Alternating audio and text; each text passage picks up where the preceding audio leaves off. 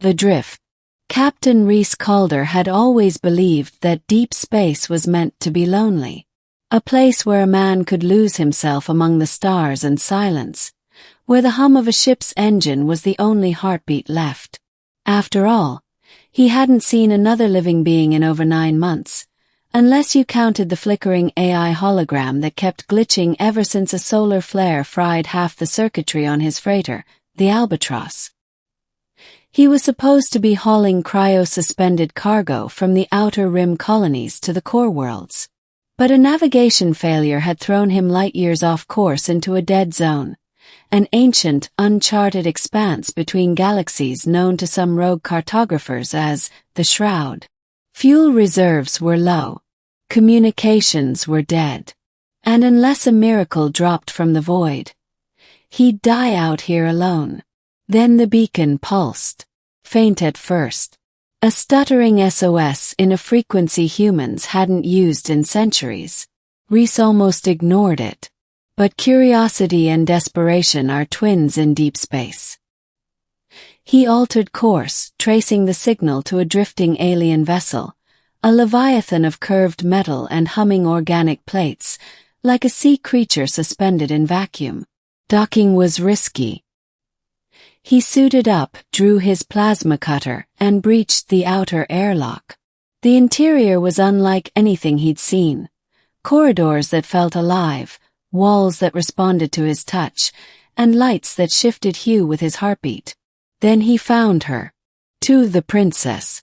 She stood in a crystalline chamber, surrounded by flickering glyphs that floated mid-air. Her skin shimmered like pearl, and her eyes, large, black, reflective, watched him not with fear but cold curiosity. She wore ceremonial armor laced with silver threads, and a crown-like crest framed her hairless skull. She looked alien, yet her presence was regal. Then she spoke, not with sound but directly into his mind. "You are not of the dynasty. You are broken." Rhys staggered back, weapon raised instinctively. What are you?" "I am Lyrathe of the Varelian ascendancy, heiress to the stellar throne. You are not my intended savior." "Right," Rhys muttered. "Well, I'm not here to save you. Just answering your distress call."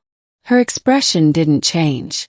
"I was to be awakened only by one bearing royal biometrics. You are incompatible." "Yeah, I get that a lot." But the moment he turned to leave, the chamber sealed. The AI on the Albatross began screaming warnings, external systems being overridden. The alien vessel had latched onto his freighter, tethering itself like a parasite. "You cannot leave," she said, "until my mission is complete." Rhys swore under his breath. "What mission?" She stared at him for a long moment. "I was to be wed, to ensure peace between our races. But the Empire has fallen. I have been asleep too long." "How long?" She turned her head, listening to the ship's whispers. 3,000 years. The living ship. Over the following days, Rhys tried everything to decouple his ship, but the alien vessel, Lyra's vessel, seemed to learn and adapt. Every hack was countered, every workaround thwarted. It wasn't just a ship. It was alive, and it had decided that Rhys was its new chosen one. Lyra followed him silently through the halls. She never slept, never ate. She only watched. Rhys hated it at first. Then slowly, he began to listen to her. She spoke of a time when stars were charted by emotion, not math. When species negotiated peace through sacred unions. Lyra was bred, trained, and genetically modified to be the ultimate diplomat, a living symbol of alliance. She had no concept of personal freedom or choice.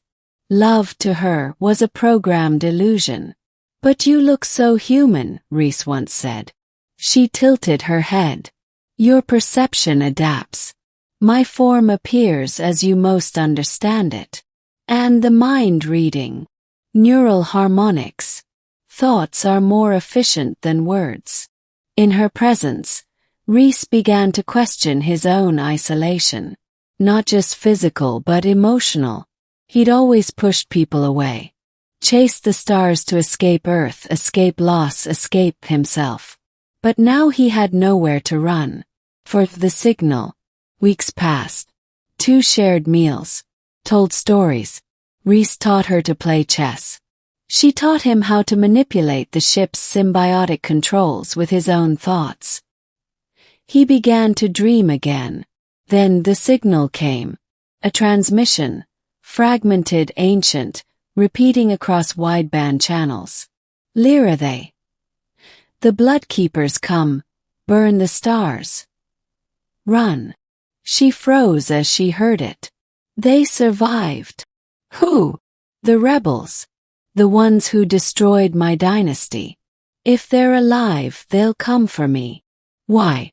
Your empire's gone. Because I am the last link. I carry the genetic code of unity, of legitimacy. To them, I am a threat. Reese activated the ship's defense systems. The alien vessel responded immediately, shifting armor plates and deploying long-dormant weapons. It seemed to remember war. They had less than 6 days before the source of the transmission would reach them, traveling fast, closing in. Reese looked at her one night as they watched the stars. What happens if they find you? They will kill me. He took a breath. Then we fight. You will die. So be it. She stared at him for a long time. Then for the first time she touched his hand. Not as an ambassador. Not as a symbol. But as something else. The Battle of the Shroud. The Bloodkeeper vessel emerged like a wound torn into space, black as obsidian, shaped like a predatory insect. Its weapons bristled with ancient plasma tech, and its crew was no less alien than Lyra. Skeletal beings wrapped in techno-organic armor. Reese and Lyra fought side by side. She commanded the alien ship with fluid gestures, her mind interfacing with its core. Reese operated tactical systems, relaying enemy positions and rerouting power from the Albatross. The 2 ships clashed in a silent ballet of destruction. Missiles arced through vacuum. Energy beams carved holes in hulls. The shroud was lit with the fires of ancient hatred reborn. Lyra took a hit. Her side lacerated by kinetic shrapnel. She didn't scream, only faltered.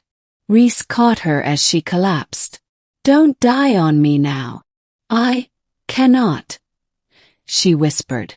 I was never meant to feel this. He pressed his forehead against hers. You weren't meant to love. I wasn't meant to care. But here we are. She smiled weakly. Then the alien ship responded, not to her command but to their bond. It surged forward, fusing its systems with the Albatross, turning both ships into a hybrid weapon. Reese and Lyra linked through a neural core, guiding the vessel as one. They struck the enemy with the force of shared purpose. The Bloodkeeper ship was vaporized in a final, brilliant burst of white fire. 6. The aftermath. Silence returned. Lyra lay in a healing pod, her vitals stabilizing. Reese sat beside her, cradling a cracked datapad filled with her writings. Thoughts, dreams, doubts she never spoke aloud. She had never been free to choose her destiny. Till now. When she awoke, she found Reese watching her. You saved me, she said. You saved me first. I was never meant to fall in love, she whispered. He took her hand gently. Then maybe the universe got it wrong. 7. Epilogue. Months later, a message was sent from the edge of the galaxy. A new beacon, pulsing not with distress but hope. It bore the insignia of a new alliance, human and Varelian. A freighter captain and an alien princess had become more than survivors. They were symbols of rebirth. Of unity born not from genetics, politics, or duty, but choice.